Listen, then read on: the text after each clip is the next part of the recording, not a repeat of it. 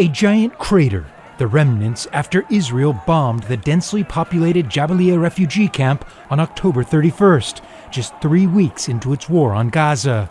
The UN says at least 4 1,000-pound bombs were dropped by Israel, 10 structures were flattened, and the UN verified at least 56 people were killed, including 12 women and 23 children.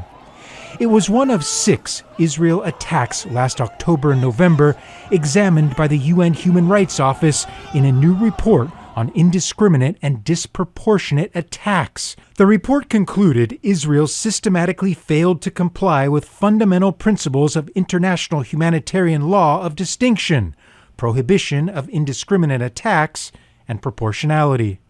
The report concludes that these Israeli strikes indicate that the IDF may have repeatedly violated fundamental principles of the laws of war.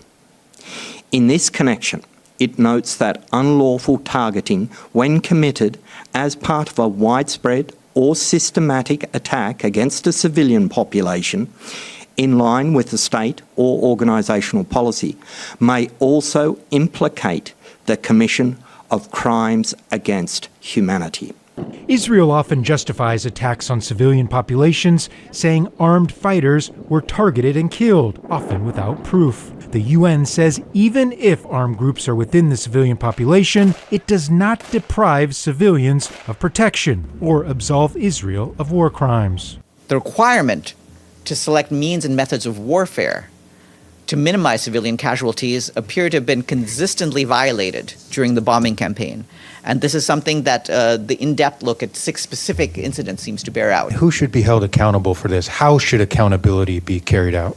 There are many different groups looking into things. Obviously, there will be the need, as with every conflict, for measures for accountability to be taken.